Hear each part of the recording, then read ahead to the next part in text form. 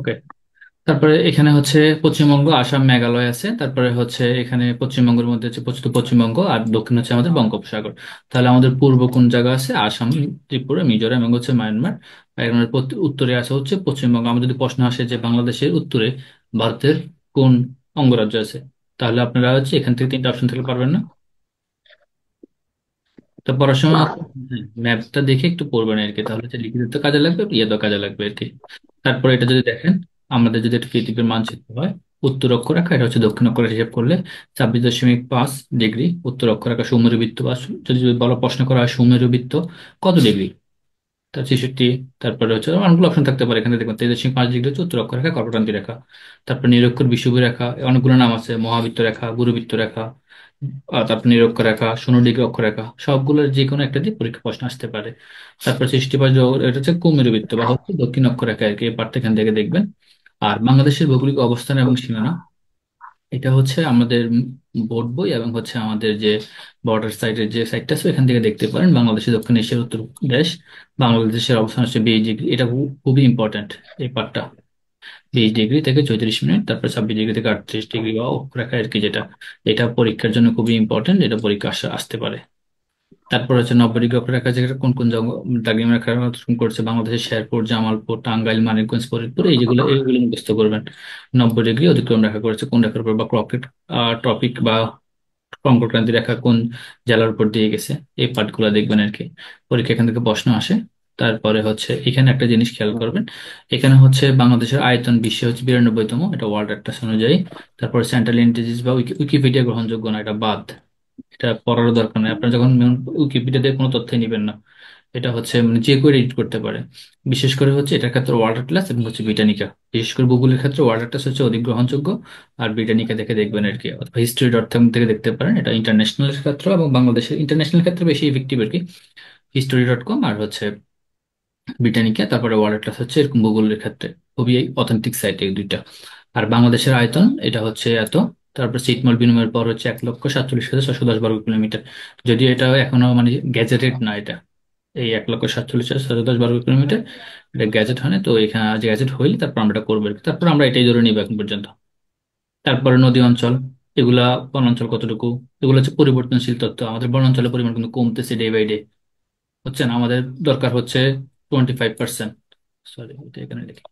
আমাদের টোটাল বনভূমি প্রয়োজন 25%, এখন মানে রিসেন্ট এর মধ্যে 16 দশমিক কত সামথিং আছে আর কি, কিন্তু আমাদের পত্রিকার মধ্যে দেখে 17%। এটা অথেন্টিক না, মানে 16 দশমিক সামথিং আর কি। আচ্ছা, এটা কেটে দিলাম। ওকে। তো এখান থেকে হচ্ছে মহাসাগরের মধ্যে কোন পার্টগুলো পড়বেন, এগুলো আপনি জানেন। 6 ডিগ্রি অগ্রবর্তী এবং 6 ডিগ্রি অক্ষরেখা। গ্রিনিচ মান সময়, বাংলাদেশের সময় গ্রিনিচ মান হচ্ছে যদি না দিয়ে বুঝি লন্ডন সময় বলে, সেম 6 ঘন্টা অগ্রগতি। আর বঙ্গবন্ধু মান মধ্যে এটা ইম্পর্টেন্ট, এটা আসবে না পরীক্ষা। আচ্ছা, সীমানার ক্ষেত্রে হচ্ছে এটা সেম জিনিস। আপনারা বর্ডার গার্ডটাকে বেশি প্রাধান্য দিতে পারেন, অথবা গুগল বই থেকে, গুগল বইটা আপডেট করেন 4711 আর 5138 কিলোমিটার।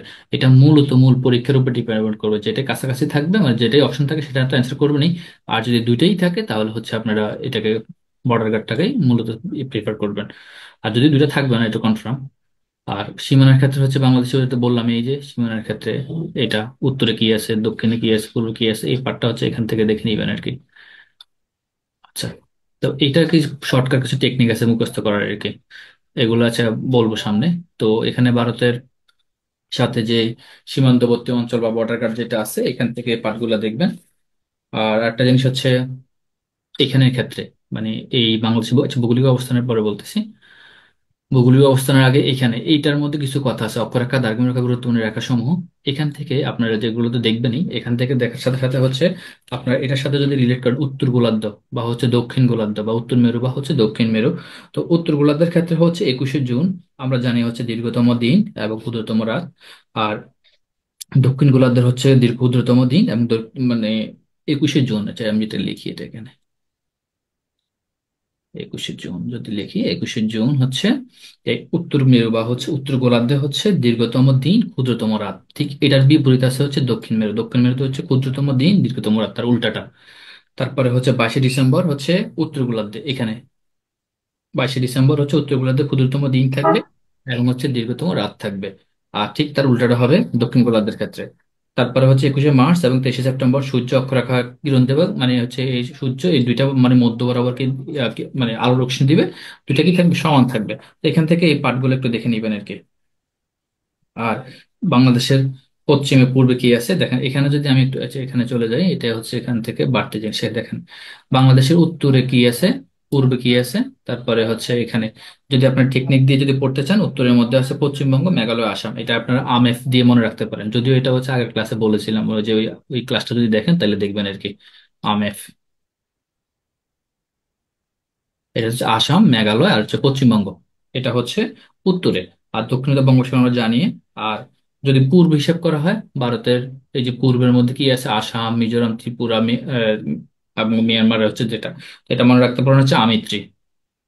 তো অনেকে অনেকভাবে মনে রাখে আর কি, আপনারা যেভাবে সুবিধা হয়, বা আমি যেভাবে মনে রাখছি এটা ইয়ে করে রাখতেন, আমিত্রি, আসাম, মিজোরাম, ত্রিপুরা এভাবে দিয়ে মনে রাখতে পারেন আর কি।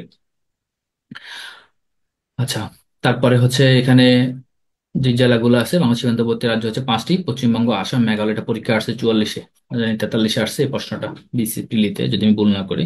তারপর ভারতের 7 সিস্টার্স যে অঙ্গরাজ্যগুলো আছে, এখান থেকে দেখবেন 7 সিস্টার্স গুলো কোনগুলা পরীক্ষা আসে, নিচের কোনটি সাথে 7 সিস্টারের সাথে বাংলাদেশের সীমানা নেই। তো এটা অনেকগুলো প্রশ্ন আসে, এখান থেকে আপনারা দেখতে পারেন আর কি। তো এখানে 7 সিস্টার্স গুলো মুখস্থ করে নেবেন।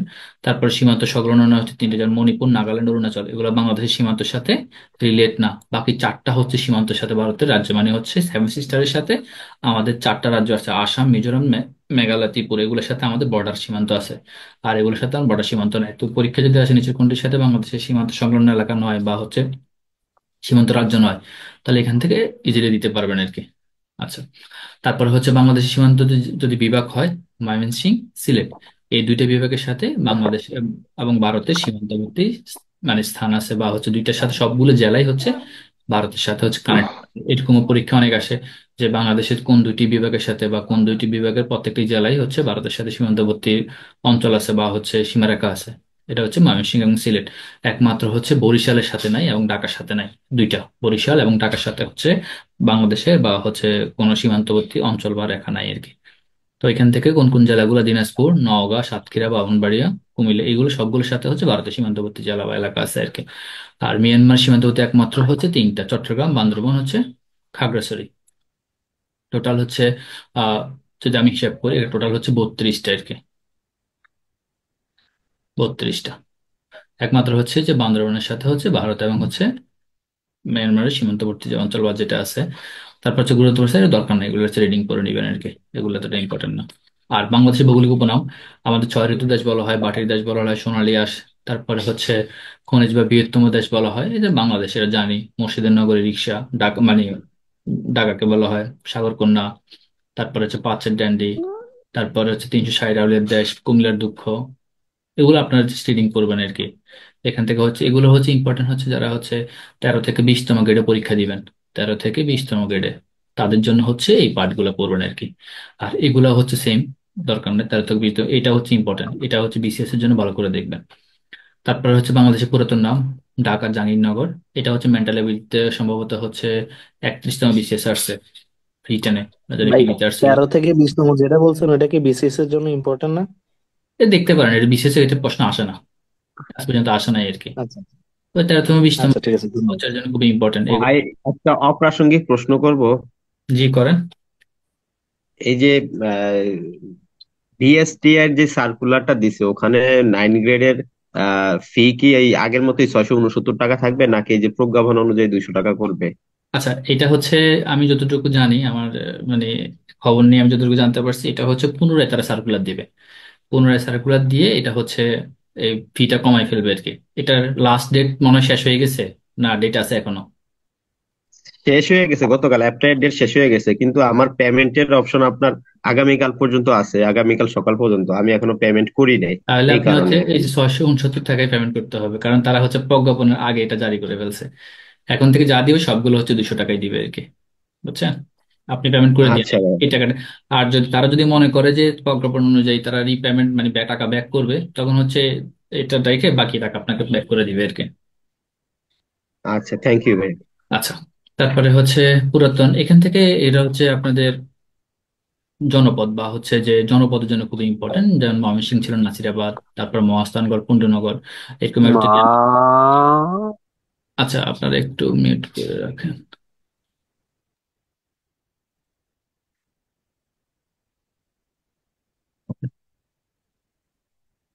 তো এখানে ক্ষেত্রে হচ্ছে মহাস্থানগড় বা পুন্ডনগরের প্রাচীন নাম কি, বা বর্তমান মহাস্থানগড়ের পুণ্ড্রবর্ধন ছিল, ওই যে যেটা বসন্ত বলতেছিলাম। ঢাকা যদি জাহাঙ্গীরনগর হয়, মহাস্থানগড় কি হবে, পুণ্ড্রবর্ধন না পুণ্ড্রবর্ধন না মহাস্থানগড়, এটা একটা প্রশ্ন ছিল। এখান থেকে মূলত প্রশ্নটা করছে। তো এখান থেকে একটু ভালো করে দেখবেন আর কি। এটা মোটামুটি ইম্পর্টেন্ট আছে। সবগুলোর নামগুলো দেখে নিবেন, একবার দুইবার পড়লেই পারবেন, এগুলো সহজ আছে। তারপরে বাংলাদেশের আর্থসামাজিক যে ভূরাজনৈতিক যে গুরুত্ব, ভূরাজনৈতিক গুরুত্বের ক্ষেত্রে হচ্ছে যেমন করিডোর, এতটা ইম্পর্টেন্ট, মানে এই যে ভূরাজনৈতিক গুরুত্বের ক্ষেত্রে বিসিএম যে করিডোর সময়, এগুলো এতটা ইম্পর্টেন্ট না এখন বর্তমান সময়ের জন্য। যারা চীন বেড ইনিশিয়েটিভ রিটার্নের জন্য মিউট করে রাখেন।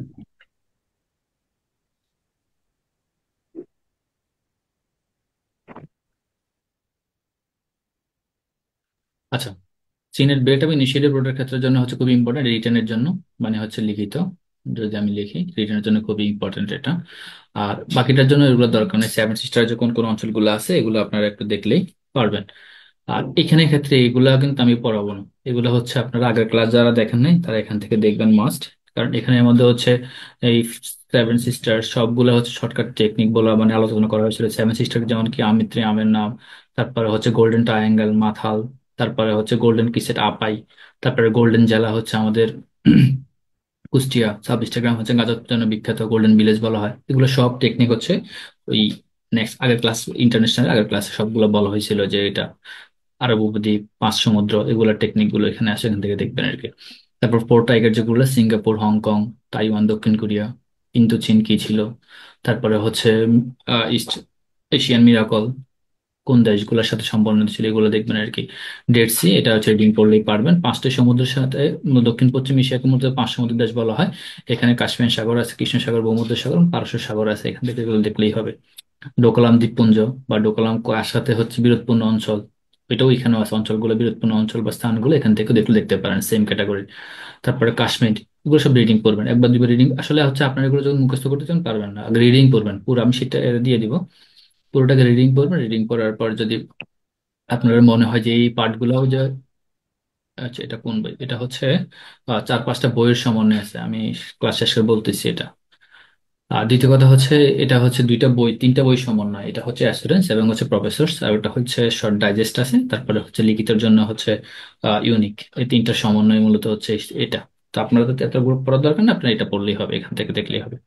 তারপরে হচ্ছে আচ্ছা ভাই, লালপুর। শুধু কি এই যে লেকচার শিটটা পড়লে হবে? এর বাইরে আমাদের কাছে বেসিক ভিউ বা যে বইগুলো আছে হ্যাঁ, ওইগুলো থেকে কি পড়তে পড়তে পারেন, হবে? কোনো সমস্যা নেই। আপনারা যদি এটা না পড়ে যদি বেসিক ভিউ পড়েন তাও কোনো সমস্যা নেই, একটা না পড়লেই না, বলতেছি যে শুধু এটা পড়লে হবে কিনা।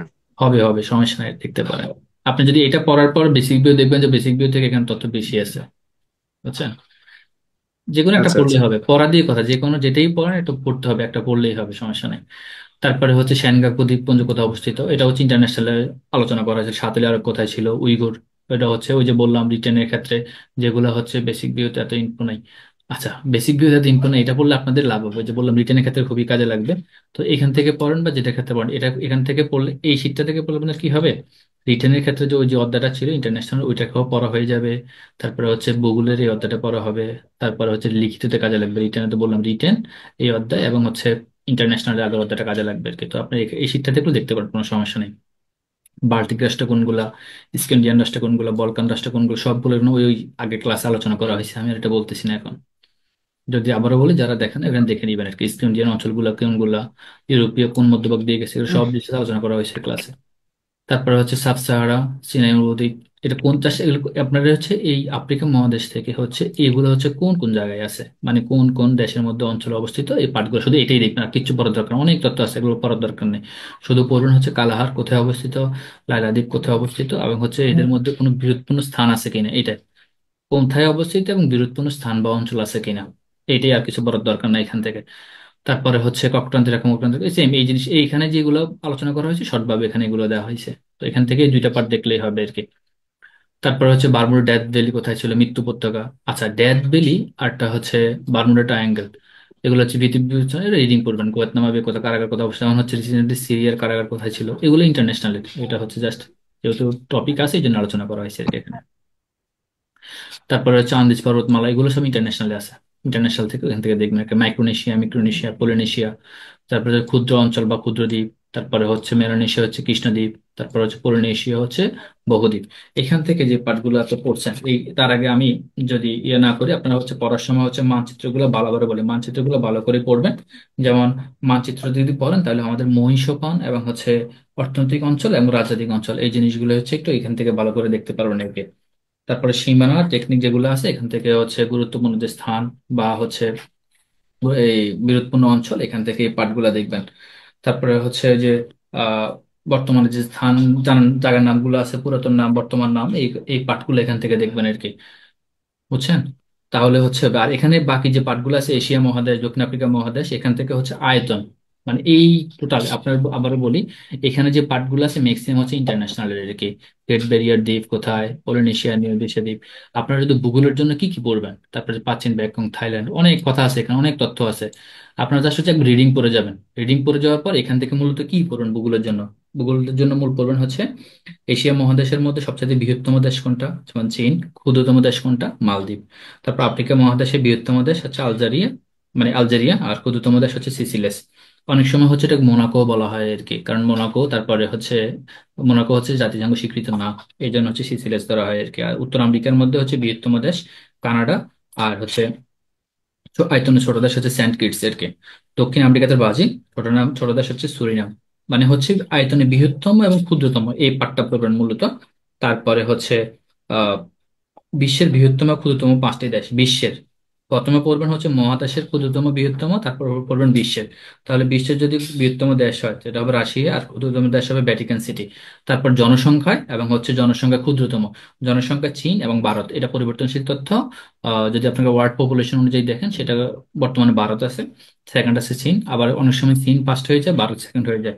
তো এটা হচ্ছে সাম্প্রতিক তথ্য থেকে দেখে নিবেন আর কি এটা। আর ক্ষুদ্রতম দেশ সবসময় হচ্ছে ভ্যাটিকান সিটি, 451 জন মাত্র আছে। এটাও পরিবর্তনশীল তথ্য। এটা ওয়ার্ল্ড অ্যাটলাস অনুযায়ী হচ্ছে 445।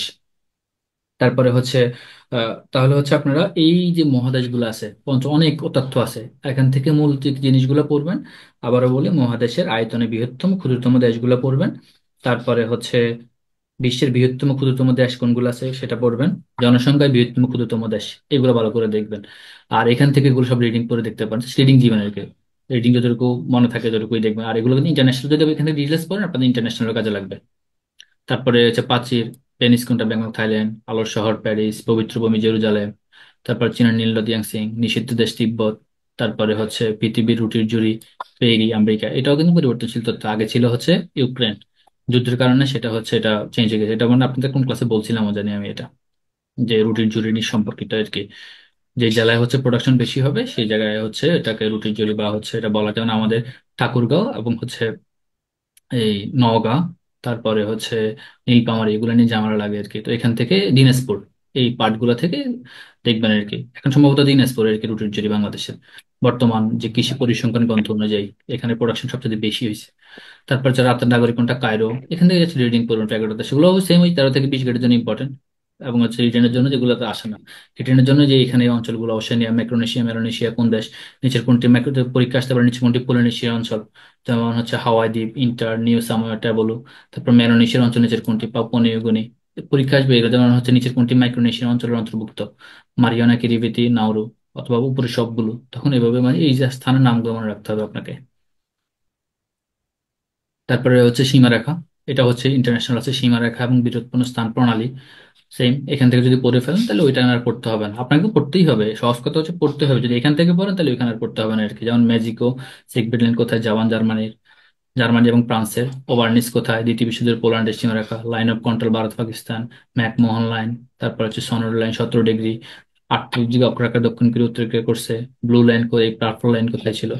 আবারও বলি, এখানে পড়লে যদি এখানে যদি না পড়েন তাহলে ওটার জন্য পড়ো ওইখানে পড়তে হবে ইন্টারন্যাশনালে, এখানে পড়লে ইন্টারন্যাশনালে পড়তে হবে না, সহজ কথা।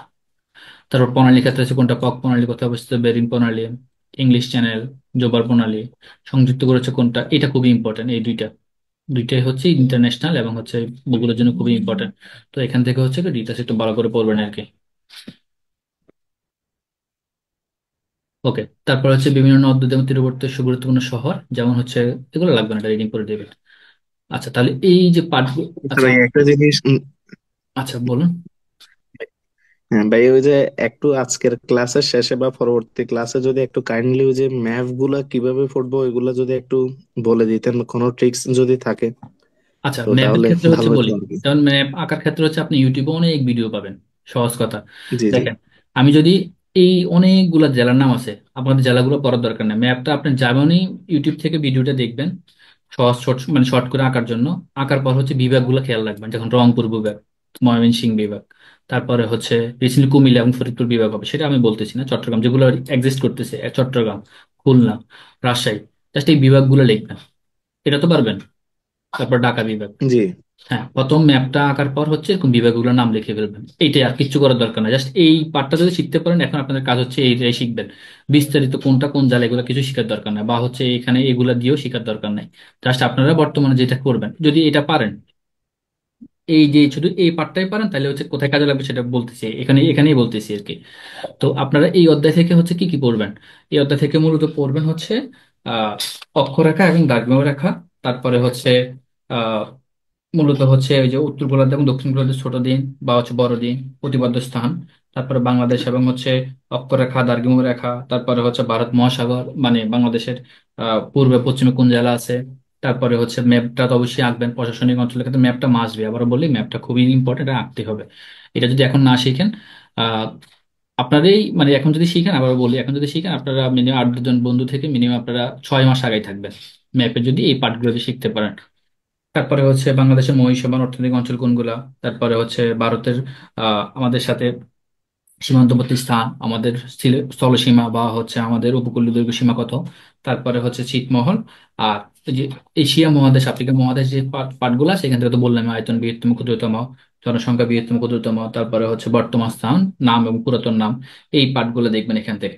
তারপরে দ্বিতীয় অধ্যায় হচ্ছে অঞ্চলভিত্তিক ভৌত অবস্থা, যেটা দ্বিতীয় অধ্যায় যেটা আছে আমাদের আজকে, এখানে হচ্ছে আমাদের একটা শর্ট মানে ইয়ে আছে, আহ, কি বলে, টেকনিক আছে এখানে, মানে যেমন হচ্ছে অক্সিজেন সিলিকনের যে পার্টগুলো, এটা হচ্ছে ক্লাস শেষে হচ্ছে আপনাদেরকে দিয়ে দেবো, এটা সিক্রেট গ্রুপে। আচ্ছা, এখানে ক্ষেত্রে অনেকগুলো প্রশ্ন আছে, নৌকায়ন কোথায় অবস্থিত, এগুলো আমি আলোচনা করতেছি না। দেখেন, এখানে অঞ্চলভিত্তিক যে ভৌত প্রকৃতির, আমার ক্লাস হচ্ছে 7 মিনিট আছে, আমার শেষ হয়ে গেলে একটা লিঙ্ক দিব আর কি আপনাদেরকে। তো ভূপ্রাকৃতিক গঠন অনুসারে হচ্ছে 5 ভাগে, উত্তর বা এশিয়ার, মধ্য এশিয়ার, তারপরে হচ্ছে দক্ষিণ এশিয়ার, আহ পামির মালভূমিকে মধ্য এশিয়া বলা হয়, তারপরে হচ্ছে দক্ষিণ কোন অংশ অঞ্চল আছে, তারপরে হচ্ছে বছরের, কেউ কি কথা বলতেছেন?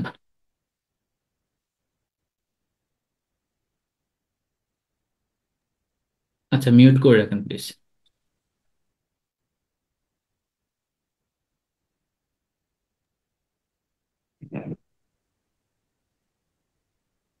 ওকে, তো এখানে হচ্ছে বছরের 9 মাস হচ্ছে বারো বছরের উত্তর উপকূল অঞ্চল, এখানে অঞ্চলভিত্তিক ভূপ্রকৃতির যে বিবরণগুলো আছে, ভূত্বকের ক্ষেত্রে এই যে এই পার্টটা, অক্সিজেনের জন্য কতটুকু, সিলিকনের জন্য কতটুকু, এটা একটা শর্টকাট টেকনিক আছে, এটা ক্লাস শেষে দিয়ে দিব আর কি।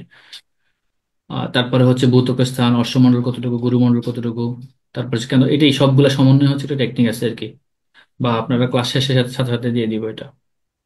তো এগুলো আর এটা বলতেছি না, আপনারা ওটা রিডিং করলে পারবেন আর কি, যে কোন অঞ্চলের জন্য কোনটা, বা কেন্দ্রমণ্ডলের জন্য কতটুকু হবে, কতটুকু নিচে হবে, এই পার্টটা দেখলেই আপনারা শিখে যাবেন আর কি। তারপর পৃথিবীর বাহ্যিক ভূমিরূপ যেটা আছে, সমভূমি, স্থলভূমি, পার্বত্য অঞ্চল, তারপর সমভূমি কতটুকু ছিল, সঞ্চয়জাত অঞ্চল কোনগুলা, পাদদেশীয় পর্বত, যেমন বাংলা, আচ্ছা, এই যে সমভূমির কথা বলা হয়েছে এখানে দেখেন, সমভূমি, প্লাবন সমভূমি, বদ্বীপীয় হিমবাহ, এটা যদি আপনার যেমন মানচিত্র, যখন আপনার যদি পরীক্ষা আসে যে আপনার সমভূমিগুলো হচ্ছে আপনারা লিখিত পরীক্ষা আসছে যে বাংলাদেশ সমভূমি সম্পর্কিত হচ্ছে বিস্তারিত আলোচনা করুন।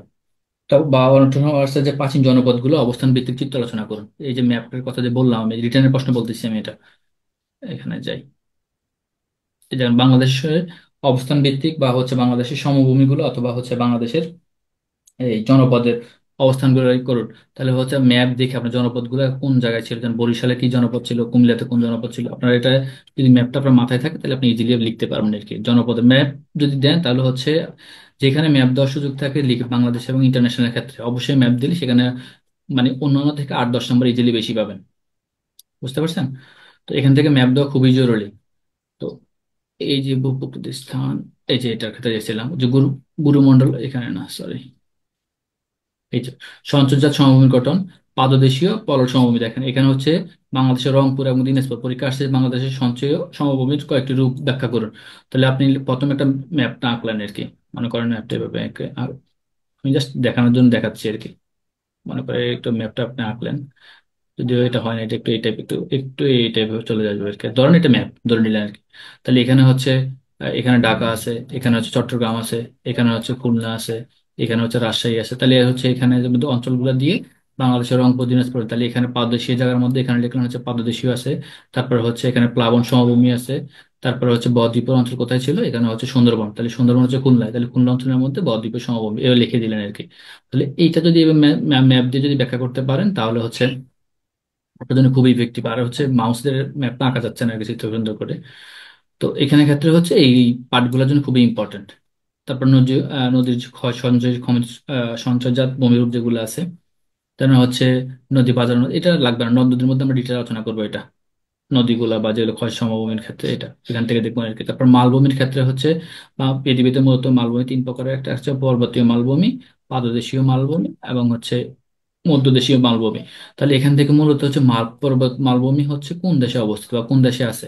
এখান থেকে হলেন দক্ষিণ আমেরিকা বলিভিয়া, তারপরে হচ্ছে আমেরিকার মেক্সিকো, তারপর হচ্ছে এশিয়ার মঙ্গোলিয়া অঞ্চলের মধ্যে আর কি মধ্য মালভূমি, তারপর হচ্ছে পাদদেশীয় মালভূমি করছে দক্ষিণ আমেরিকা।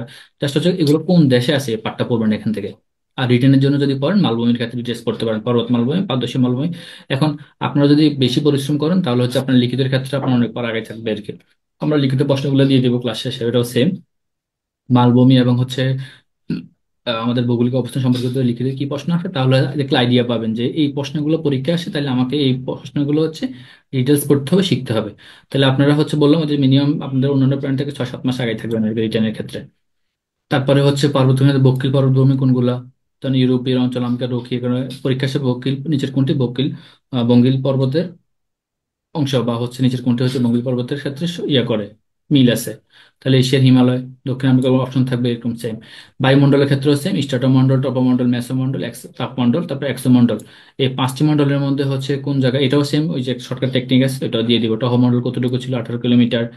তারপরে হচ্ছে এটা রিটার্নের জন্য আসে না, তাহলে ইম্পর্টেন্ট না রিটার্নের ক্ষেত্রে। তবে পিলির জন্য খুবই ইম্পর্টেন্ট যে কোন অঞ্চল দিয়ে প্লেন চলে, যেমন হচ্ছে দেখেন ঝড় বৃষ্টি বজ্রপাত প্রাকৃতিক ঘটনা ঘটে না, ফলে শুষ্ক তাহলে এটা কোথায় ঘটে, এটা হচ্ছে এখানে ঘটে টপোমণ্ডলে। ঝড় বৃষ্টি বজ্রপাত তুষারপাত কোথায় ঘটে, টপোমণ্ডলে। পরীক্ষা আসে নিচের কোন অঞ্চলের মধ্যে বা বায়ুমণ্ডলের কোন স্তরের মধ্যে ঝড় বৃষ্টি তুষারপাত এগুলা ঘটে থাকে, তাহলে আপনারা এখান থেকে টপোমণ্ডলে জেনে দিতে পারবেন আর কি। তারপরে হচ্ছে মেসোমণ্ডল। মেসোমণ্ডল হচ্ছে স্ট্রবেরির উপর থেকে 80 কিলোমিটার উপরে বিস্তৃত। তারপর তাপমণ্ডল 500 কিলোমিটার, যেখানে যেখানে স্যাটেলাইট বা রকেট অবস্থান করে।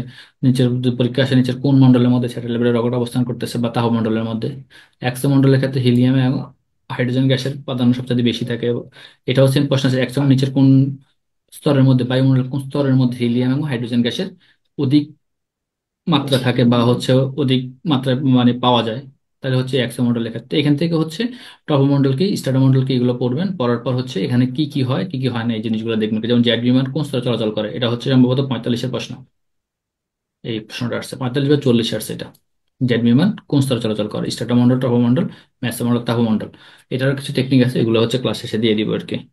তারপর হচ্ছে না সবচেয়ে বেশি হচ্ছে এটা হচ্ছে এরম রিটার্নের জন্য খুবই ইম্পর্টেন্ট। ভৌতকের ক্ষেত্রে হচ্ছে বায়ুমণ্ডলের উপাদানগুলো খুবই ইম্পর্টেন্ট, এটা পিলির ক্ষেত্রে খুবই ইম্পর্টেন্ট, রিটার্নের ক্ষেত্রে খুবই ইম্পর্টেন্ট। এখানে মানগুলো হচ্ছে হাই নাইট্রোজেন সবচেয়ে বেশি আছে 78%, অক্সিজেন হচ্ছে 20%, বাকিগুলো হচ্ছে কম 3%। তারপরে হচ্ছে ওজোন স্তর 1%, 0.8 আর্গন, নিয়ন হচ্ছে এটা। তাহলে এই পার্টটা হচ্ছে মূলত এই পার্ট থেকে বেশি আসে। টাইম শেষ হয়ে যাবে এখনই, আমি হচ্ছে নতুন লিঙ্ক দিচ্ছি, আপনার নতুন লিঙ্কে জয়েন দিবেন।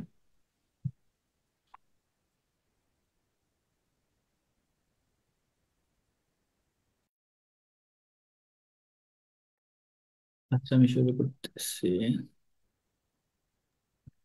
আচ্ছা স্ক্রিন দেখা যাচ্ছে আশা করি। তো এখান থেকে যে পার্টগুলো বলতেছিলাম যে নাইট্রোজেন অক্সিজেন উপস্থিতি, এটা রিটার্নের ক্ষেত্রে কাজে লাগবে এবং হচ্ছে পিলির ক্ষেত্রে কাজে লাগবে, এখান থেকে এটা দেখবেন আর কি। তো এটা যে এখানে এমসিকিউ অনেক পরীক্ষা আসে, পরীক্ষার মধ্যে হচ্ছে অক্সিজেনের পরিমাণ কত খুবই ইম্পর্টেন্ট। তারপর ম্যাগ উচ্চ স্তরের ম্যাগ এবং হচ্ছে সিরাস, এটাও সেম সিকুলাস বা পালক, এটা হচ্ছে সিরাস, এটার জন্য হচ্ছে আলাদা একটা শর্টকাট টেকনিক আছে, এটাও দিয়ে দিব ম্যাগ। তারপরে হচ্ছে এখানে বায়ুমণ্ডল স্তর, এই দুইটা সম্পর্কিত হচ্ছে দুইটা আলাদা শর্ট, মানে আমাদের হচ্ছে সিক্রেট মানে ওয়ান কাইন্ড অফ রেসিপি সেটা বলেন আর কি। মানে কিভাবে এটা পড়তে হয় এই পার্টগুলোর ক্ষেত্রে নিম্ন স্তরের ম্যাক কোনগুলা, তারপরে হচ্ছে উলম্ব স্তরের বিস্তার ম্যাক কোনগুলো, এগুলো বলে দিব আর কি। এটার মধ্যে সুন্দর একবার পড়লে বুঝবেন আপনারা এটা।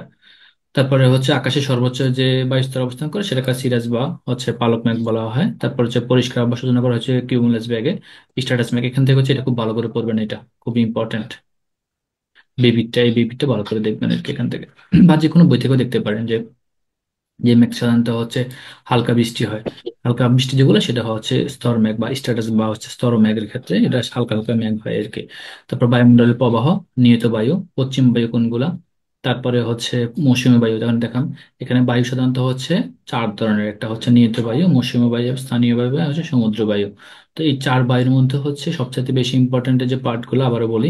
এখানে হচ্ছে পশ্চিম বায়ু কোনগুলো, যে উত্তর গোলার্ধ দক্ষিণ গোলার্ধ থেকে পশ্চিম থেকে যে বায়ুগুলো যায়, তারপরে হচ্ছে 40 থেকে 47 ডিগ্রি অক্ষরেখার মধ্যে যে বায়ুগুলো যায়, এবং হচ্ছে কত ডিগ্রি থেকে কত ডিগ্রি, এই পার্টগুলো ভালো করে পড়বেন। যেমন গর্জন চল্লিশা, কত কত থেকে কত, 40 থেকে 47 ডিগ্রি পর্যন্ত পশ্চিম বায়ুকে কি বলা হয়, গর্জন চল্লিশা। পরীক্ষা যদি প্রশ্ন আসে এটা নিচের কোনটি গর্জন চল্লিশা বা কত ডিগ্রি সেলসিয়াস তাপমাত্রা থেকে গর্জন চল্লিশার সাথে সম্পর্কিত, তখন 40 থেকে 47 থাকতে পারে, 40 থেকে 45 থাকতে পারে, 43 44 দিয়ে এরকম অপশন করে আপনারা করতে হবে। মানে অপশন দিলে আপনারা যেন পারেন তো সেই অনুযায়ী করবেন আর কি। তারপর স্থানীয় বায়ু কোনগুলো, যেমন হচ্ছে মিশরে কোন কোন জায়গায় স্থানীয় বায়ু দেখা যায়, সমুদ্র বায়ু যেগুলো আছে এখান থেকে দেখবেন।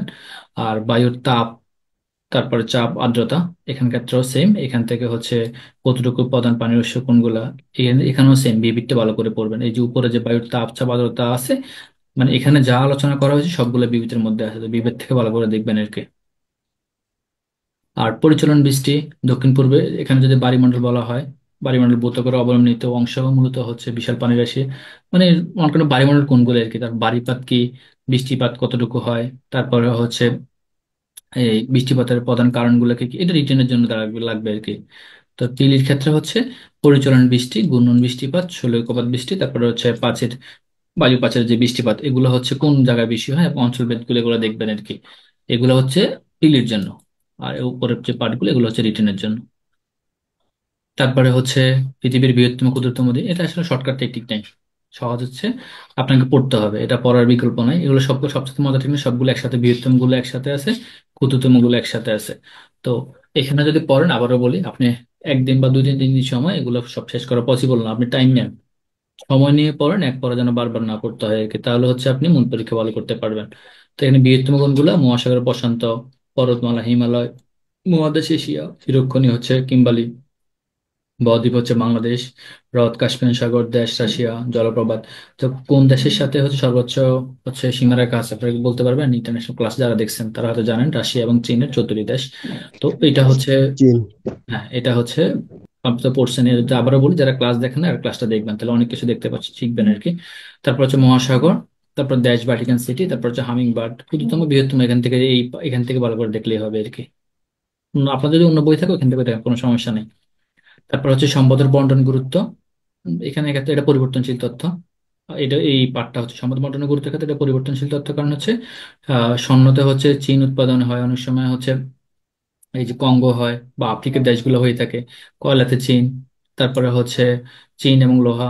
এখানে হচ্ছে আবার ইয়াতে ক্ষেত্রে প্রাকৃতিক গ্যাসের ক্ষেত্রে হচ্ছে রাশিয়া, এটা পরিবর্তনশীল না, খনিজ তেলও রাশিয়া। তারপর অস্ত্রতে হচ্ছে ভারত, এটা পরিবর্তনশীল। কেউ কিছু বলছেন? যদি কথা নেটওয়ার্ক সমস্যা থাকে আপনার মেসেজ দিতে পারেন আর কি, মেসেজ দিলে হবে। ওকে। তারপরে হচ্ছে রূপাতে হচ্ছে পেরু, তামাকে হচ্ছে, তামাতে হচ্ছে চিলি, নিকেল হচ্ছে ফিলিপাইন, এগুলো হচ্ছে পরিবর্তন না। কিন্তু এই যে স্বর্ণ, কয়লা আর টিন, লোহা, এগুলো সবগুলো এই তিনটা পরিবর্তনশীল, এগুলো যা আছে এগুলো ফিক্সড, এগুলো মানে চেঞ্জ হয় না সাধারণত। তারপর হচ্ছে বস্ত্র উৎপাদন, এগুলো হচ্ছে, এটাও পরিবর্তনশীল তথ্য। মানে হচ্ছে এগুলো সবগুলো হচ্ছে পরিবর্তনশীল তথ্য, পেয়ে দিলাম আমি পরিবর্তনশীল তথ্য এগুলো। লোহা, রেল ইঞ্জিন, যুক্তরাষ্ট্রের রানসাপে, এগুলো হয় আর কি। তারপর চিনি শিল্প উৎপাদনে হচ্ছে কিউবা, ব্রাজিল, রাশিয়া।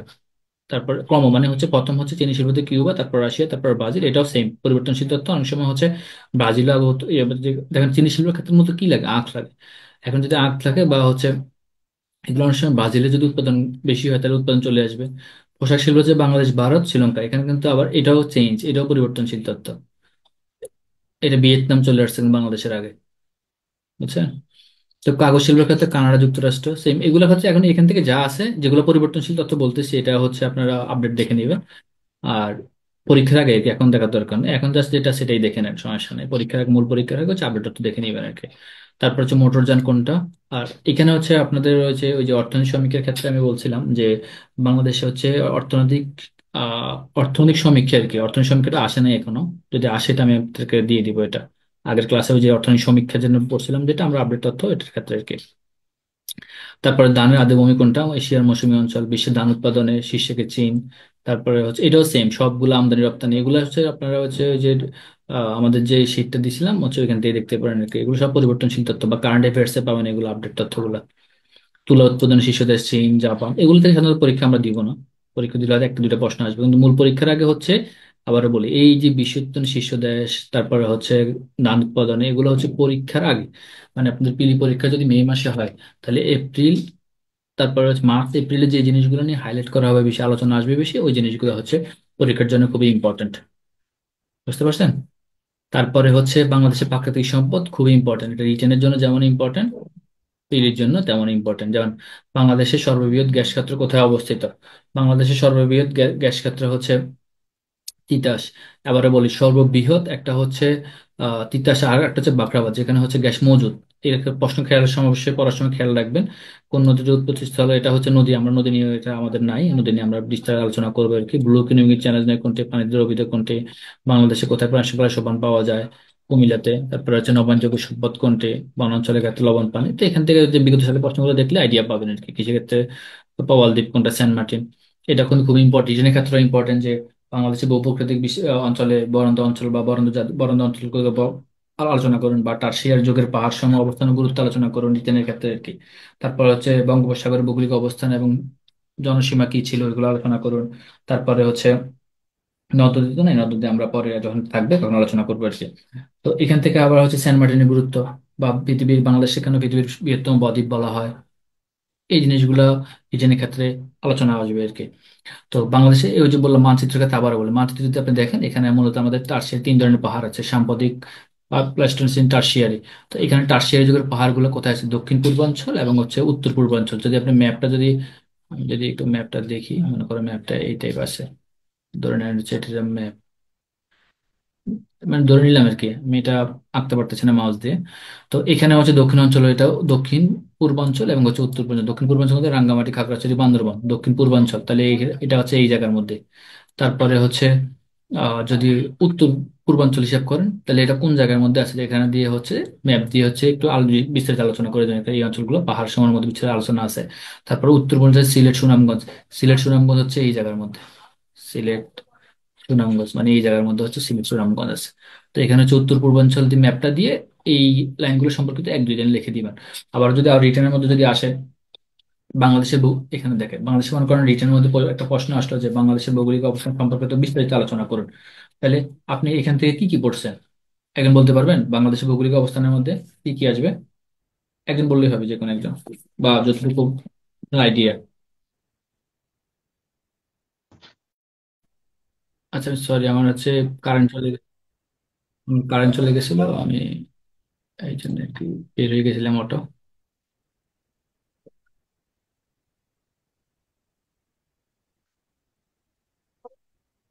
ওকে, আমি কোথায় ছিলাম জানি, এখানে ছিলাম যে দক্ষিণ পূর্বাঞ্চলের পাহাড়ের অঞ্চলগুলো। ওই যেটা বলতেছিলাম, ভূগোলের ক্ষেত্রে যদি আপনাদের পরীক্ষা আসে যে বাংলাদেশের ভৌগোলিক অবস্থান, তো অবস্থানের ক্ষেত্রে আপনি তো মানে লিখার যে প্যাটার্নটা মনে করেন, এখানে ভৌগোলিক অবস্থান দিলেন, অবস্থান লিখলেন। তারপরে হচ্ছে অবস্থানের মধ্যে এরকম দুইটা পার্ট দিয়ে লিখলেন, অবস্থানের মধ্যে এরকম দুইটা পার্ট দিয়ে মানে গ্রাফ আকারে। এখানে লিখলেন হচ্ছে অক্ষাংশ, অক্ষাংশ, এখানে লিখলেন হচ্ছে দ্রাঘিমাংশ। তাহলে এখানে হচ্ছে দ্রাঘিমাংশ কতটুকু অক্ষাংশ? অংশ হচ্ছে 20 ডিগ্রি থেকে 34 মিনিট, এটা দাগাইলেন। তারপরে হচ্ছে 26 ডিগ্রি থেকে 38। তো এইভাবে এটা অক্ষাংশগুলো লিখে ফেললেন। এখন যদি এভাবে যদি না আসে, যদি আটটা মনে করেন হচ্ছে আয়তন লিখবেন আপনি, আয়তন যদি লিখতে চান, তাহলে এখানে মনে করেন আয়তন লিখলেন। মানে লেখার প্যাটার্নটা দেখাচ্ছি আমি, লিটারের ক্ষেত্রে কিভাবে লিখবেন যদি এই টাইপ আসে, এরকম চার্ট করে দিবেন আর কি। তাহলে হচ্ছে আপনি কম পরিশ্রমে হচ্ছে বেশি নাম্বার পাবেন আর কি, মানে কম সময় লাগবে, সুন্দর করে লিখতে পারবেন। ঠিক সীমানার ক্ষেত্রেও সেম, সীমানার ক্ষেত্রে যদি লেখেন, এখানে উত্তর লিখলেন, উত্তর, তারপরে এখানে দক্ষিণ দিলেন, এখানে পূর্ব দিলেন, এখানে পশ্চিম দিলেন। তারপরে হচ্ছে আপনার উত্তরে কি আছে, পশ্চিমবঙ্গ, মেঘালয়, আসাম। তারপরে হচ্ছে দক্ষিণে কি আছে, দক্ষিণের মধ্যে বঙ্গোপসাগর এবং মিয়ানমার আছে, এবং নিচে নিচে লিখে দিলেন। তাহলে হচ্ছে আপনি কম পরিশ্রমে হচ্ছে বেশি নাম্বারও ক্যারি করতে পারবেন, এবং হচ্ছে বেশি অ্যান্সার, বেশি লেখা একদম ডাইনামিক ভাবে লিখতে পারবেন। ঠিক একই রকমের ক্ষেত্রে যদি এখানে আপনাকে যদি হিসাব করি আমি, যে ভূপ্রকৃতিক অঞ্চলের ক্ষেত্রে টার্সিয়ারি যুগের ঠিক একই রকম অনেক লেখা আছে, দেখেন অনেক তথ্য আছে। তো আমি কি করতাম, আমি 43-এর ক্ষেত্রে সেম কাজটাই করছি। প্রথমে মানচিত্র দিলাম, মানচিত্র মনে করেন এরকম একটা মানচিত্র আঁকলাম, মানচিত্র আঁকার পর হচ্ছে উত্তর পূর্বাঞ্চল দক্ষিণ পূর্বাঞ্চল কোথায় আছে এটা দেওয়ার পর হচ্ছে এরকম চার্ট আকারে, মানে হচ্ছে এই দক্ষিণ পূর্বাঞ্চলে যে পাহাড়গুলো আছে এরকম দক্ষিণ পূর্বাঞ্চলে এরকম চার্ট দিয়ে, এরকম চার্ট দিলাম। চার দিয়ে হচ্ছে এখানে দক্ষিণ পূর্বাঞ্চল লিখলাম, তারপরে হচ্ছে উত্তর পূর্বাঞ্চল লিখলাম, উত্তর পূর্বাঞ্চলে কোন কোন জায়গা আছে এটা হচ্ছে নিচে ভাবে লিখে দিলাম। তাহলে হচ্ছে ম্যাপ এবং হচ্ছে চার্ট। কম সময়ের মধ্যে বাংলাদেশে হিউজ লেখা। আপনি যদি আগে থেকে যদি লেখার প্র্যাকটিস না করেন কখনোই আপনি ভালো করতে পারবেন না। এই জন্য হচ্ছে যে প্রশ্নগুলোতে আলোচনা করতেছি, রিটেনের ক্ষেত্রে কি কি প্রশ্ন আসে, পিলির ক্ষেত্রে কি কি প্রশ্ন, তাহলে এটা হচ্ছে আপনাকে এই পার্টটা ভূপ্রকৃতিক গঠন অবস্থান পিলির ক্ষেত্রে যেমন ইম্পর্টেন্ট, রিটেনের ক্ষেত্রেও কি সেম ইম্পর্টেন্ট। তো এখানে মানে এটা পড়ার বিকল্প নাই, সহজ কথা হচ্ছে এগুলো আপনাকে পড়তেই হবে। যদি ভালো করতে হয় তাহলে এই পাঠটা থেকে অবশ্যই দেখতে হবে। তাহলে এখানে বরেন্দ্রভূমি কোন অঞ্চলগুলা, তারপরে হচ্ছে যেমন রাজশাহী, বগুড়া, খুলনা, গাইবান্ধা, ম্যাপ যদি থাকেন ম্যাপ গুলা এঁকে এখানে প্র্যাকটিস করবেন আর কি। প্রাইসটুন কোনগুলো, লালমাই পাহাড়। তারপরে যে সম্পদ সিলেটে পাওয়া গেছে, ইউরেনিয়াম পাওয়া গেছে, যদি পরীক্ষা আসে ইউরেনিয়াম হচ্ছে বাংলাদেশের কোথায় পাওয়া গেছে, সিলেট এবং মৌলভীবাজারে। তারপরে হচ্ছে বরেন্দ্রভূমি কোথায় অবস্থিত, বরেন্দ্রভূমির আয়তন কত কিলোমিটার, বা হচ্ছে বাংলাদেশের কোন অঞ্চল হচ্ছে বন্য নিয়ন্ত্রণের জন্য খুবই বেশি ক্ষতিগ্রস্ত হচ্ছে, বরেন্দ্র অঞ্চল। ভারত যে আমাদের পানি ছেড়ে দেয়, তারপরে এটার জন্য সবচেয়ে বেশি পরিচিত হয় হচ্ছে বরেন্দ্র অঞ্চলে যে জায়গাগুলো, যেমন হচ্ছে রাজশাহী, গাইবান্ধা, রংপুর, দিনাজপুর অঞ্চল সবসময় কি থাকে, বৃষ্টিপাত থাকে, মানে বন্যা অঞ্চলে থাকে আর কি। প্রত্যেক বছর বন্যা হয় এখানে ভারতের যে উদানের পানি বা হচ্ছে সুইচ গেট খুলে দেওয়ার কারণে। তারপর মধুবল বাওয়াল। তাহলে এখান থেকে হচ্ছে আপনারা আটটা কাজ করতে পারেন, নবম দশম শ্রেণীর বই আছে, নবম দশম শ্রেণীর বই বাংলাদেশ বিশ্ব পরিচয় থেকে এখান থেকে দেখতে পারেন। তো এটা আপনার যদি পড়েন আপনার হচ্ছে পিলির জন্য কাজে লাগবে, রিটেনের জন্য কাজে লাগবে। এটা পরীক্ষা আসে রিটেনের, এই প্রশ্ন অনেকবার আসছে, বাংলাদেশ ভূপ্রকৃতিক গঠন এবং অবস্থান বিস্তারিত আলোচনা করুন।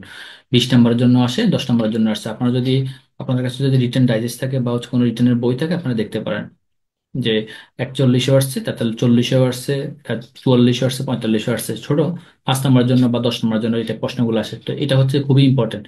গঙ্গা, তারপরে গঙ্গা, ব্রহ্মপুত্র, বাউন সমভূমি, বদ্বীপ অঞ্চল, মৃতবা বদ্বীপ, চিরহরিৎ বদ্বীপ, খুবই ইম্পর্টেন্ট। এটা হচ্ছে 100%। আর নদ নদী যে পাঠগুলো আছে এটা কি আমাদের সিলেবাসে আছে আজকে? মিনিট।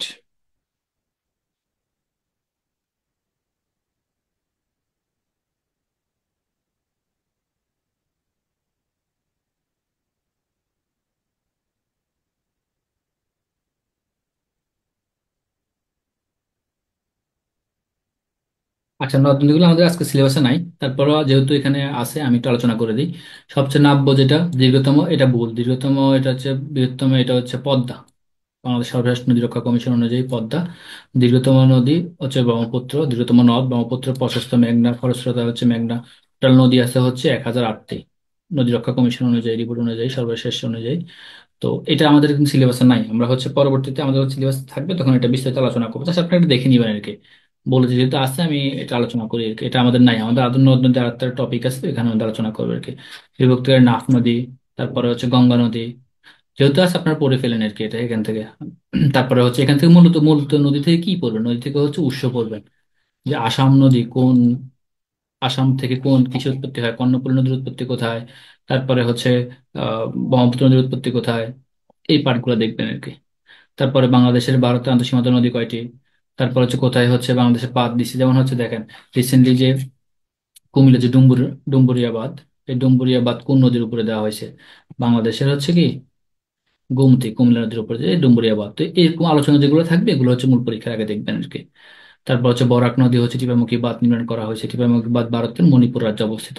এই পরীক্ষা আসে টিপাইমুখী বাঁধ বাংলাদেশের কোন নদীর উপরে দেওয়া হয়েছে, মেঘনা নদীর অংশ হচ্ছে, ভারতের নাম হচ্ছে বরাক, আর বাংলাদেশে যেটা আছে সেটা হচ্ছে আহ সম্ভবত, আচ্ছা নামটা মনে আসতেছে না, মানুষ বলবো আমি এটা। তারপরে হচ্ছে তুরাগ নদী, জীবন্ত হাইকোর্ট জীবন্ত সত্তা তুরাগ নদীকে বলা হয়েছে। তারপরে হচ্ছে বাংলাদেশের যে রূপলাল বা নাম অনুসারে হচ্ছে, তারপর হচ্ছে পদ্মা নদী কোন জায়গা দিয়ে প্রবেশ করছে, সেম এটার ক্ষেত্রেও সেম। মানচিত্রগুলো যদি পারেন তাহলে মানচিত্র দিয়ে খুবই ইম্পর্টেন্ট। কারণ মানচিত্র যদি আপনি পারেন তাহলে হচ্ছে সহজেই আপনি এই নদী দিয়ে ব্যাখ্যাগুলো করতে পারেন। যেমন যদি আমি আবার যদি মানচিত্র অঙ্কন করি, মনে করতে হবে এটা ধরে নিলাম মানচিত্র, ঠিক আছে? তো দেখেন এখানে এই জায়গা দিয়ে হচ্ছে এখানে রাজশাহী আছে, তাহলে এই অঞ্চল দিয়ে হচ্ছে পদ্মার ইয়ে করছে, তারপর এখানে হচ্ছে এই অংশগুলো হচ্ছে বঙ্গোপসাগর। তো এখানে হচ্ছে এটা হচ্ছে চাঁদ ঢাকা, এখানে হচ্ছে যে চাঁদপুর হিসাব করেন, কুমিল্লা হিসাব করেন, এখানে হচ্ছে মেঘনা আছে। তো এই পার্টগুলো যদি এখানেও সেম মানচিত্র দিয়ে ইজিলি আপনি ব্যাখ্যা করতে পারবেন। তো মানচিত্র আসলে বিকল্প না। আপনি যদি বাংলাদেশে বলেন, আবারও বলি, বাংলাদেশ এবং হচ্ছে ইন্টারন্যাশনাল, বাংলাদেশ এবং হচ্ছে ইন্টারন্যাশনাল যদি ভালো করতে হয় অবশ্যই আপনাকে মানচিত্র অবশ্যই আপনাকে ভালো করে আঁকতে হবে, আঁকা জানতে হবে। যদি বাংলা এটা যদি না জানেন তাহলে হচ্ছে অ্যাকচুয়ালি ভালো করার কোনো উপায় মানে ভালো করতে পারবেন না আর কি। তো এই ক্ষেত্রে হচ্ছে ভালো করে হচ্ছে ইয়ে পড়বেন আর কি। ওকে, এটা ছিলাম ওইটা বলতেছিলাম যে বাংলাদেশের হচ্ছে টিপাইমুখী বাঁধ বাংলাদেশে কোন নদীর উজানে দেওয়া হয়েছে, এটা হচ্ছে আপনার বরাক নদী আর কি। আর বরাক নদীর ক্ষেত্রে এটা আপনার ভারতের হচ্ছে মণিপুর রাজ্যের অবস্থিত।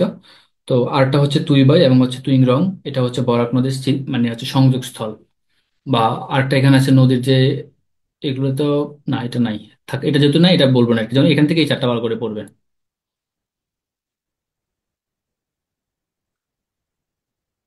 ও আচ্ছা, তাহলে আচ্ছা ঠিক আছে, তাহলে হচ্ছে যেহেতু আছে তাহলে আপনার এখান থেকে পড়ে নেবেন আর কি, যে বৃহত্তম নদী কোনগুলো। এটা পরিবর্তনশীল তথ্য, যেমন পদ্মা তার 1008টি, এটা বললাম আপডেট। তো এখান থেকে দেখবেন। তারপরে হচ্ছে এইটা ইম্পর্টেন্ট, হিমালয় গঙ্গা হিমবাহ থেকে মেঘনা নদীর উৎপত্তি কোথায়, কর্ণফুলী নদীর উৎপত্তি কোথায়, মাতামুহুরী নদীর উৎপত্তি কোথায়। এটা ইম্পর্টেন্ট 100%। এখান থেকে হচ্ছে আমাদের পরীক্ষা এবং যে কোনো পরীক্ষায় যদি থাকে ভূগোলের মধ্যে এখান থেকে এক নম্বর পাবেন, এই মাস্ট, এই যদি এটা ভালো করে পড়েন এই পার্টটা। তারপর হচ্ছে নদীর তীরে অবস্থিত ঢাকা, বুড়িগঙ্গা নদীর অবস্থিত সিলেট, সুরমা। তারপর হচ্ছে টেকটাফ, নাফ, ময়মনসিংহ হচ্ছে নাফ নদী, খুবই ইম্পর্টেন্ট। টেকটাফ, নাফ নদী ভালো করে পড়বেন। শীতলক্ষ্যা, গোমতী নদীর উপনদী কোনটা, শাখা নদী কোনটা। এটা হচ্ছে সরকার, এই যে এইটা বলতেছিলাম দোয়াব, মোহনা, নদী সোপান, এটাও 100%। এখান থেকে দুইটা 100% দেওয়া হয়েছে। দোয়াব কি, তারপর হচ্ছে নদী সঙ্গম 45-এ আসছে যে নদী সঙ্গম বলতে নিচের কোনটি, বা হচ্ছে শাখা নদী, নদী উপত্যকা নিচের কোনটি দিয়ে যে খাতের মধ্যে দিয়ে নদী প্রবাহিত হয়। তারপর নদী সঙ্গম বা দোয়াব কি, প্রবহমান দুটি নদীর মধ্যবর্তী সমভূমিকে কি বলা হয়।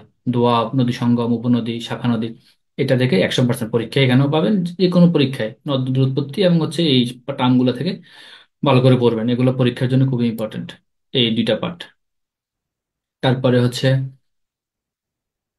লাভলি পয়েন্ট, এগুলো দরকার নেই, এটা রিডিং করে নেবেন, শুধু রিডিং করবেন। চর দ্বীপ, এটা খুবই ইম্পর্টেন্ট, এই চরগুলা, চর কুকরি মুকরি কোথাও অবস্থিত, চর পেশন কোথাও অবস্থিত। তারপরে হচ্ছে বাতিঘর কুতুবদিয়াকে বলা হয়। তারপরে হচ্ছে মেঘনা নদী কোথাও অবস্থিত, হাতিয়া নোয়াখালী, এই দ্বীপগুলো চরগুলো চরগুলো খুবই ইম্পর্টেন্ট, এই পার্টগুলো ভালো থাকবে পড়বেন। প্রধান দ্বীপ অবস্থান, বঙ্গবন্ধু দ্বীপ এত ইম্পর্টেন্ট না, এটা নাই এখন, এটা ব্যানিশ হয়ে গেছে। বোলা দ্বীপ, মনপুরা দ্বীপ কোন জায়গায় অবস্থিত, চেরা দ্বীপ, সেন্ট মার্টিন দ্বীপ, এগুলো জানাটা, দক্ষিণ তালপট্টি দ্বীপ। এখন নিঝুম দ্বীপ তা দেখতে পারেন। তারপরে হচ্ছে সেন্ট মার্টিন যে দ্বীপটা আছে কক্সবাজার থেকে 8 কিলোমিটার, এটাই মূলত অথেন্টিক। 8 কিলোমিটার, অনেক জায়গায় 17 কিলোমিটার, 13 কিলোমিটার, 14 কিলোমিটার দেওয়া আছে, দরকার নেই, এটা 8 কিলোমিটার পরীক্ষা আসে, 8 কিলোমিটারে দেখাবেন আর কি। তারপর হচ্ছে জনিয়ার দ্বীপ কোথায় অবস্থিত, তাহলে এখান থেকে এই নদ নদী থেকে মূলত কি পড়বেন, বৃহত্তম ক্ষুদ্রতম নদী কোনটা, নদী কয়টা আছে, তারপরে হচ্ছে নদীর উৎপত্তি স্থল, তারপরে হচ্ছে আহ এই পাট নদ নদীর অবস্থান, ভূপ্রকৃতি, এই পাটটা। তারপর হাওয়ার কোন অঞ্চল, মানে হাওয়া খাকালুকি হাওয়ার কোথায় আছে। তারপরে হচ্ছে দরকার নেই এটা তারপরে বিভিন্ন চরের দ্বীপের নাম। তারপরে হচ্ছে এই দ্বীপগুলো কোথায় অবস্থিত, আয়তন কতটুকু, আয়তনটা এতটা ইম্পর্টেন্ট না। আয়তনগুলোর ক্ষেত্রে সেন্ট মার্টিনটা ভালো করে দেখবেন, যেহেতু সেন্ট মার্টিন নিয়ে এখন আলোচনা হচ্ছে, সেন্ট মার্টিনটা দেখবেন। তারপরে হচ্ছে নিঝুম দ্বীপ দেখতে পারেন। তারপরে হচ্ছে আর লাগবে না এখান থেকে, তারওয়ার দ্বীপ দরকার নেই। তারপর প্রশান্ত মহাসাগর, এখানে কোন কোন দ্বীপের মধ্যে অবস্থিত আছে, জাপান, তারপর হচ্ছে নিউজিল্যান্ড, ফিলিপাইনের মধ্যে আছে। আন্টার্কটিক হচ্ছে ভারত মহাসাগর হচ্ছে কোন কোন দেশের বা বৃহত্তম দ্বীপ, ভূমধ্যসাগরের মধ্যে কোন দ্বীপ আছে, আরব সাগরের মধ্যে কোন দ্বীপ আছে, লাক্ষাদ্বীপ ভারত। এই লাক্ষাদ্বীপ নিয়ে কিন্তু হচ্ছে মালদ্বীপের সাথে হচ্ছে খুবই ঝামেলাপূর্ণ ছিল লাক্ষাদ্বীপ। যেমন হচ্ছে ভারতের নরেন্দ্র মোদী বলছিল যে আপনারা মালদ্বীপ না গিয়ে লাক্ষাদ্বীপে যান, আরব মহাসাগর যেটা, মালদ্বীপে না গিয়ে লাক্ষাদ্বীপে যান। তো এটা নিয়ে হচ্ছে মূলত মালদ্বীপ এবং ভারতের যে কূটনৈতিক দূরত্ব সৃষ্টি হয় রিসেন্টলি, কিন্তু দেখেন মজ্জু, আপনারা যদি ইন্টারন্যাশনাল কথা বলতেছি এই যে প্রেক্ষিতে, লাক্ষাদ্বীপের প্রেক্ষিতে বলতেছি, রিসেন্টলি হচ্ছে মজ্জু বলছে কি, মজ্জুর আগে যে ছিল সে, মানে আগের যে প্রেসিডেন্ট ছিল, ওর নাম সম্ভবত হচ্ছে ইমরান, XYZ ইমরান আছে যতটুকু জানি আমি। তো ওই ইমরান বলছিল যে হচ্ছে ভারতের প্রতি হচ্ছে বন্ধুত্ব, আর বর্তমান যে মালদ্বীপের যে প্রেসিডেন্ট মঞ্জু বলছে যে আমরা হচ্ছে ভারত নীতি প্রত্যাহার করি, মানে ভারত ভারত খেলাও আর কি, মানে ভারত হটাও। তো এইটার প্রেক্ষিতে কিন্তু লাক্ষাদ্বীপ মানে ভারতের মধ্যে যে একটা প্রভাব বিস্তার ছিল মালদ্বীপে ভারতের, সেটা এখন নাই। রিসেন্টলি আপনার যদি আজকে পত্রিকা দেখেন, এই ভারতের এই মঞ্জুকে সরানোর জন্য 60 লক্ষ ডলার, 60 লক্ষ ডলার, এটা হচ্ছে রিটার্নের জন্য খুবই ইম্পর্টেন্ট এই পার্টটা। এখন 60 লক্ষ ডলার হচ্ছে এই মঞ্জুকে সরানোর জন্য ভারতের এবং হচ্ছে ভারত প্রশাসন মানে এফোর্ড করে আর কি এটা। তো এটা মূলত হচ্ছে নিউ ইয়র্ক টাইমের ব্যয় করেছে প্রায় 40 জন আপনার আইনসভার লোককে এখানে নিয়ে যেতে চাইছিল, এরকম বুঝি দেখলাম নাকি। আজকে। ওই তো আর কি মসজিদকে করার জন্য আইনসভা থেকে হ্যাঁ, মধ্যযুগীয় সরানোর জন্য 40 জন হ্যাঁ ওই সংসদ বিরোধী দলের সদস্যকে। মধ্যে। হ্যাঁ ঠিক আছে, বিরোধী দলের মধ্যে হচ্ছে তারা হচ্ছে এটা দিচ্ছিল, কিন্তু এটা সফল হতে পারে নাই। তাহলে দেখেন, তারা হচ্ছে একমাত্র তাদের স্বার্থের জন্য তারা সবকিছু করতে পারে। তো মধ্যযুগীয় সরানোর জন্য যদি বিরোধী পক্ষে যদি 60 লক্ষ ডলার দিতে পারে, তাহলে বাংলাদেশে কেন ইফেক্ট পড়বে না? আচ্ছা, আমি ওদিকে যাচ্ছি না, রাজনৈতিক পট পরিবর্তন দিকে যাচ্ছি না আমি। তো লাক্ষাদ্বীপ আসে এই জন্য বলছি আর কি। তারপর দক্ষিণ চীন সাগর কি আছে, তারপর ম্যাকাও আছে, তারপর হচ্ছে মিন্দানা লুজান আছে, এই জিনিসগুলো আন্দামান নিকোবর দ্বীপপুঞ্জ ভারত। তারপর হচ্ছে বিরোধপূর্ণ দ্বীপ সমূহ, যেমন হচ্ছে পূর্ব সাইডের সাথে আমাদের বাংলাদেশ ভারতের খুবই ঝামেলা ছিল, এটাকে নাম দিয়েছে পরে বঙ্গবন্ধু দ্বীপ, যদিও এটা ডুবে গেছে, এটা নাই এখন। তারপর ইস্পান্ডলে দ্বীপপুঞ্জ, শাখালিন দ্বীপপুঞ্জ, প্যারাজল দ্বীপপুঞ্জ কোথায় অবস্থিত, এইগুলা দেখবেন। এটাও খুবই ইম্পর্টেন্ট। এটা শুধু পিলের জন্য, রিটার্নের ক্ষেত্রে ইম্পর্টেন্ট। রিটার্নের ক্ষেত্রে যদি আপনি বিভিন্ন বিরোধপূর্ণ স্থান বা দেশ সম্পর্কিত মনে করেন হচ্ছে একটা পরীক্ষা আমরা রিটেনের ক্ষেত্রে লিখতে গেলেন যে দক্ষিণ চীন সাগরে হচ্ছে ইন্দো প্যাসিফিকের জন্য হচ্ছে দক্ষিণ চীন সাগর খুবই গুরুত্বপূর্ণ, তখন আপনি যদি জানা থাকে যে স্পেটলি দ্বীপপুঞ্জের কারণে হচ্ছে এই বিরোধপূর্ণ স্থান আহ খুবই, ভিয়েতনাম এবং চীনের মধ্যে হচ্ছে স্পেটলি দ্বীপপুঞ্জ নিয়ে ঝামেলা চলতেছে। তো আপনি যদি দক্ষিণ চীন সাগর হচ্ছে ইন্দো প্যাসিফিক অঞ্চলের সাথে যদি রিলেট করতে চান, তাহলে হচ্ছে এই জিনিসগুলো জানা রিলেট করতে পারবেন। নির্বাসনের জন্য কুখ্যাত দ্বীপ সেন্ট হেলেনা, এখানে নেপোলিয়ন এটা রিডিং করতে পারবেন। জানেন আপনার সেন্ট হেলেনা দ্বীপের ক্ষেত্রে হচ্ছে নেপোলিয়নকে নির্বাসন দেওয়া হয়, উনি 1821 সালে এখানে মারা যান। এই সেন্ট হেলেনা দ্বীপ হচ্ছে এখন বর্তমানে কেউ নেই। এই দ্বীপটা কেনার জন্য হচ্ছে রিসেন্টলি হচ্ছে এলন মাস্ক হচ্ছে এই দ্বীপটা কেনার জন্য হচ্ছে প্রস্তাব দিছিল, কুখ্যাত দ্বীপে। এখানে এখন সাপ, অনেক সাপ আছে এখানে, সাপের জন্য খুব বড় একটা সেন্ট হেলেনা দ্বীপ। তো এখান থেকে যে অনেক কথাই বললাম, তাহলে এই নদ নদী থেকে কি বলবেন সেটা বলছি আপনাকে। বাংলাদেশের ওটা নদী কয়টা আছে, বৃহত্তম বৃহত্তম ক্ষুদ্রতম দ্বীপ নদী কোনগুলা, তারপরে হচ্ছে এখানে উৎস, নদীর উৎস কোথা থেকে উৎপন্ন হয়েছে, তারপরে হচ্ছে নদীর তীরের কোনগুলা, তারপরে হচ্ছে নদ নদীর সমগ্র ভূপ্রকৃতি, তারপরে হচ্ছে বাংলাদেশের যে পয়েন্ট দরকার নাই এখানে দ্বীপগুলো ইম্পর্টেন্ট। এটা একবার রিডিং, এটা রিডিং করলে আপনি যদি পারবেন। তারপরে হচ্ছে বিভিন্ন নামগুলা, এইটা খুবই ইম্পর্টেন্ট, দ্বীপপুঞ্জগুলা, দ্বীপের অবস্থান, বৃহৎপূর্ণ দ্বীপ সমূহ খুবই ইম্পর্টেন্ট, এখান থেকে দেখবেন। নদ নদী থেকে এই যেগুলো বলছে এগুলো দেখবেন আর কি। তারপর হচ্ছে বাংলাদেশ ভূপ্রকৃতি গঠনের ক্ষেত্রে হচ্ছে টারশিয়ারি যুগের পাহাড় কোনগুলো, প্যালেস্টাইন কোনগুলো, সাম্প্রতিককালের প্লাবনভূমি কোনগুলো, কোথায় কোন জায়গায় আছে, এই জিনিসগুলো দেখবেন। ম্যাপ এঁকে বাসায় প্র্যাকটিস করবেন, এখন যদি করেন রিটার্নের সময় আপনার পরিশ্রম অনেক কমে যাবে। খুবই ইম্পর্টেন্ট এটা, রিটেন এবং পিলি দুইটার জন্যই। তো এখানে বিস্তারিত অবশ্যই পড়বেন। তারপর বঙ্গোপসাগর পালনভূমি কোনগুলা, তারপর হচ্ছে বদ্বীপ অঞ্চলের সমভূমি কোনগুলা, নিচের কোনটি বদ্বীপ অঞ্চলের জেলা। তো এটা রিটেনের জন্য যেমন লাগবে, পিলির জন্য তেমন লাগবে। এখান থেকে হচ্ছে এই অঞ্চলগুলো দেখবেন আর কি। আর এখানে ক্ষেত্রে কি করতে হবে, সম্পদের বন্টনের গুরুত্ব, চিনি শিল্প, পরিবর্তনশীল তথ্য, এগুলো কোথায় বৃহত্তম কোথায় ক্ষুদ্রতম হয়, এই জিনিসগুলো এখান থেকে দেখবেন। তারপর হচ্ছে এটা খুবই ইম্পর্টেন্ট, খুবই ইম্পর্টেন্ট পিলির জন্য, বৃহত্তম ক্ষুদ্রতম পিলির জন্য খুবই ইম্পর্টেন্ট, এটা দেখবেন এখান থেকে। তারপর হচ্ছে বাড়িপাত, বৃষ্টিপাত, এটা হচ্ছে আপনাদেরকে ক্লাস শেষে হচ্ছে সিক্রেট একটা নোটস আছে, এগুলো দিয়ে দিব আর কি, কিভাবে এটা পড়তে হয়। এটা হচ্ছে খুবই ইম্পর্টেন্ট, এটাও পিরিয়ড জন্য পড়বেন, রিটার্নের জন্য পড়বেন। যে বায়ুমণ্ডলীয় উপাদানের ক্ষেত্রে রিটার্নে অনেক সময় পরীক্ষায় প্রশ্ন আসে, এখানে রিটার্নে দেখবেন। ম্যাগের ক্ষেত্রেও সেম, কোনটা কোন ধরনের ম্যাগ ওইটা পড়লে আপনি ইজি বুঝে যাবেন। তারপরে মালভূমি, মালভূমির ক্ষেত্রে হচ্ছে কোন ধরনের মালভূমি কোথায় অবস্থিত, এই আখিল বঙ্কিল পর্বত কোনগুলা, পর্বত শ্রেণী, এই পার্টগুলো এখান থেকে দেখবেন। তারপরে বদ্বীপ তেমন লাগবে না, পৃথিবীর বাহ্যিক রূপ। তারপরে হচ্ছে এটাও সেম ইম্পর্টেন্ট, কত পার্সেন্ট আছে এখান থেকে ভৌতিক উপাদানের পরিমাণের ক্ষেত্রে এই পার্টটা দেখবেন। আর এখানে অনেকগুলো বললাম, অনেক তথ্য আছে এখানে, পৃথিবী, মহাদেশ, দেশ। এটার ক্ষেত্রে কি পড়তে হবে বলছি, কিন্তু আপনাদেরকে আমি এটা বলবো না কি পড়তে হবে, এটা বলে দিয়েছিলাম। বারমুডা ট্রায়াঙ্গল কোথায় অবস্থিত। এখানে ক্ষেত্রে হচ্ছে যদি আপনি আবার বলি, এই শীট থেকে যদি বিস্তারিত পড়েন ইন্টারন্যাশনাল পড়া কমে যাবে, এখানে না পড়লে ইন্টারন্যাশনাল পড়তে হবে। এখন আপনারাই চয়েস করেন আপনি কোথায় পড়বেন আর কি। এইগুলো আজকের ক্লাস সম্পর্কিত। আর এই ম্যাপটা শিখা হচ্ছে আপনাদের জন্য ফরজ, ফরজ কাজ, ম্যাপটা অঙ্কন করা শিখা।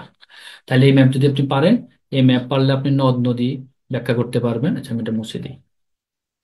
এই ম্যাপটা যদি পারেন, আপনি হচ্ছে প্রথমে হচ্ছে ভূপ্রকৃতি অবস্থান সম্পর্কিত বিস্তারিত ম্যাপ দিয়ে ব্যাখ্যা করতে পারবেন, নদ নদী ব্যাখ্যা করতে পারবেন, তারপরে হচ্ছে ভূমিরূপ ব্যাখ্যা করতে পারবেন, তারপরে হচ্ছে টারশিয়ারি যুগের পাহাড়গুলো ব্যাখ্যা করতে পারবেন, জনপদ ব্যাখ্যা করতে পারবেন রিটার্নের ক্ষেত্রে। বা আপনারা হচ্ছে এখন পিএর জন্য পড়াশোনা করতেছেন, কদিন পর রিটার্নের জন্য পড়বেন, মানচিত্র যে কি ইফেক্টিভ। দেখবেন আপনি সেম লেখা লিখছেন, আপনার বন্ধু সেম লেখা লিখছে, আপনি মানচিত্র দিয়ে লিখছেন, আপনি 10-এর মধ্যে পাবেন 8। আপনার বন্ধু আপনার চেয়ে খুব ভালো লাগছে, সে মানচিত্র দেয় নাই, তাকে দিবে 6 বা 5। বুঝছেন? তো এটার জন্য খুবই ইম্পর্টেন্ট, এটা আঁকা শিখে যাবেন, আস্তে আস্তে শিখেন, তাহলে হচ্ছে প্রিলির বা রিটেনের ক্ষেত্রে আপনাদের অনেক আগে থাকবেন। খুবই মানে এটা আপনাদের জন্য ফরজ কাজ মানচিত্র শেখা। আপনাদের বাড়ির কাজ থাকবেও, এটা হচ্ছে বাড়ির কাজ তো থাকেই। আপনারা যারা যতজন ক্লাস করছেন বা করুন, এটা হচ্ছে মানচিত্রগুলো হচ্ছে আঁকার চেষ্টা করবেন, করে আপনাদের হচ্ছে ওই যে টেলিগ্রামে আপনারা হচ্ছে ইয়ার মধ্যে হোম এইচডাব্লিউ এর মধ্যে এটা দিয়ে দিবেন। এটা আপনাদের বাড়ির কাছ থাকবে মানচিত্র অঙ্কন করা, শুধু বাংলাদেশের মানচিত্রটা, এটা এইচডাব্লিউ আপনাদের। আর এখান থেকে কি পড়তে হবে, এটা জাস্ট রিডিং পড়ে যাবেন। এগুলো ইউরোপ, এটাও সেম, যদি এখানে পড়েন তাহলে এখানে পড়তে হবে না আর কি। আপনার যদি কোনো প্রশ্ন থাকে করতে পারেন। আমার ক্লাস মোটামুটি এখানে শেষ।